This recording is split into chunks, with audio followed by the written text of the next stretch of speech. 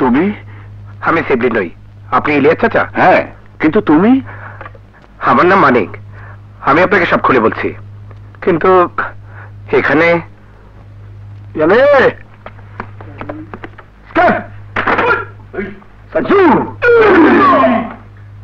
এসো আমার সাথে। আপনার যমজ দুই ভাই ছিলাম। আমাকে ছোটবেলা একজন চুরি করে নিয়ে যায়। সে ব্যাপারে খুনের খবর দেখে অনুতপ্ত হয় এবং আমাকে এখানে পাঠায়। উপরওয়ালাকে অসংখ্য ধন্যবাদ। এমন সময় মায়ের কাছে তুমি ফিরে এসেছো যখন তার আর বেঁচে থাকার কোনো অবলম্বনই ছিল না। চাচা, আমার বাবা ভাইয়ের মৃত্যু সম্পর্কে আপনি কিছু অনুমান করতে পারেন? কারা তার শত্রু ছিল?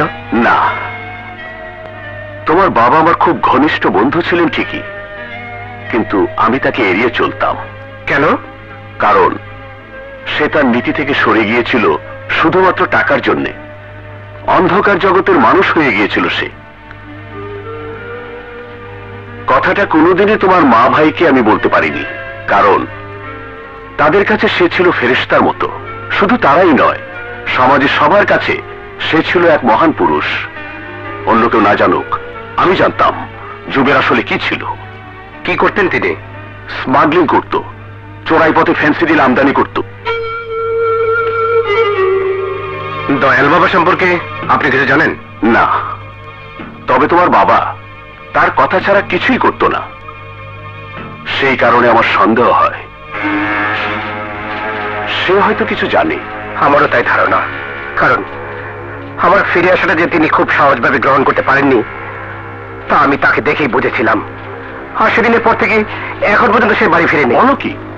তাহলে তো ওকেই প্রথমে খুঁজে বের করতে হবে এবং তার প্রতিটি পদক্ষেপ নজরে রাখতে হবে। আমিও তাই ভাবছি। এসো আলেক, পরিচয় করিয়ে দিই। এ মানিক আমার বন্ধুর ছেলে, আর এ আলেক আমার ছাত্র। ওর পরিবারের সবাইকে একটা বদমাশ খুন করে ফেলেছে। মানিক, আমার একটা উপকার করবে বাবা? বলুন চাচা। শিবলিকে আমার মেয়ে রিনি ভালোবাসত। ওর মৃত্যুটা সে সহ্য করতে পারেনি। সেই থেকে মেয়েটি আমার কথা বলতে পারে না। তুমি যদি একবার ওকে... চলুন দেখি।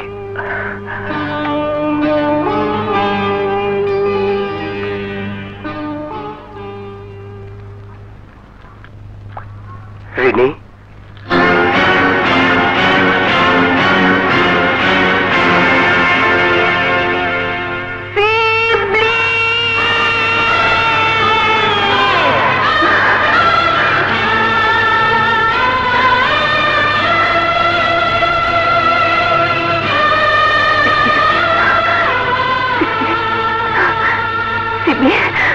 তুমি ফিরে এসেছো সিবলি। সিবলি, তুমি ফিরে না না, তুমি তুমি সিবলি নও। তুমি ঠিকই ধরেছ রিনি, আমি শিবলি নই। তাহলে তুমি কে? আমি মানিক, কিন্তু শিবলি আর আমি আলাদা কেউ নই।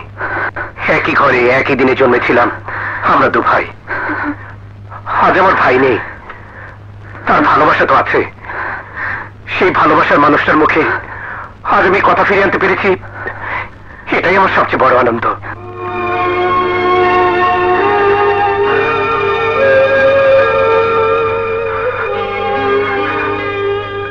ধন্যবাদ মানিক, তোমার এই ঋণ শোধ হবার নয়। হাসি চাচা।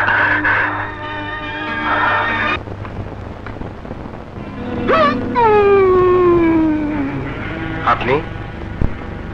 এই পথ দিয়ে তোমাদের বাড়িতে ফিরতেছিলাম। গাড়িটা দাঁড়ানো দেখা মনে হইল তুমি এখানে আসো। তোমার জন্য অপেক্ষা করতেছিলাম। এইখানে কার কাছে আসছিলা? ইলিয়াস চাচার কাছে। ও, তোমার বাবার খুব ঘনিষ্ঠ বন্ধু, খুবই ভালো মানুষ। আচ্ছা মানিক, এই শহরে যার সঙ্গে তোমার প্রথম দেখা হয় সেই মনে করে তুমি শিবলি, তাই না? জি। কিন্তু তুমি তো আসলে শিবলি না। অর্থটা কি দাঁড়াইলো? এই দুনিয়ায় আমরা যা দেখি, যা শুনি, সব কিন্তু সত্য না। কোনটা সত্য আর কোনটা মিথ্যা বোঝা বড়ই কঠিন। জি। কিছু না, চলো।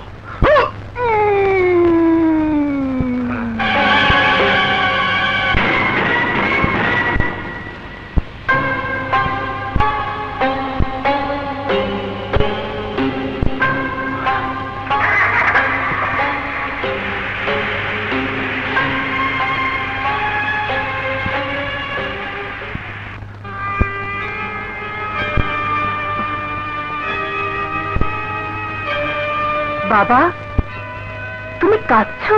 না মা, আজ আমার সবচেয়ে আনন্দের দিন। এতদিন পর তোর মুখে কথা শুনে, তোকে হাসতে দেখে আমার যে কি আনন্দ হচ্ছে তা আমি তোকে ভাষায় বোঝাতে পারবো না। ভাবছি যেদিন তুই পরের ঘরে চলে যাবি সেদিন আমি একা একা কেমন করে থাকবো। আমি তোমাকে ছেড়ে কোথাও যাব না বাবা। মেয়ে হয়ে জন্মেছিস, যেতে তো একদিন হবেই। জানিস মা, আমি মনে মনে তোর জন্য একটা ছেলেকে ঠিক করে রেখেছি। ভাবছি আমি কালই ওর মায়ের কাছে যাব। ছেলেটা কে জিজ্ঞেস করলি না? কে বাবা? মানিক। বাবা? হ্যাঁ মা, শিবলি আর কোনোদিন ফিরে আসবে না। মানিক ফিরে এসেছে। তুই নিজে কি একটি মুহূর্তের জন্য মানিককে ভুলতে পারছিস? জানি পারবি না, কারণ তোর অন্তর্জুড়ে রয়েছে শিবলি, আর শিবলি আছে মানিকের মধ্যে। ইচ্ছে করলে সারা জীবন তুই দুঃখ পুষে রাখতে পারিস, আবার মুহূর্তের মধ্যে নতুন জীবন খুঁজে নিতে পারিস। একটা কথা মনে রাখিস মা, পৃথিবীতে কোনো কিছুই চিরস্থায়ী নয়। আমি তোর মুখে হাসি দেখতে চাই।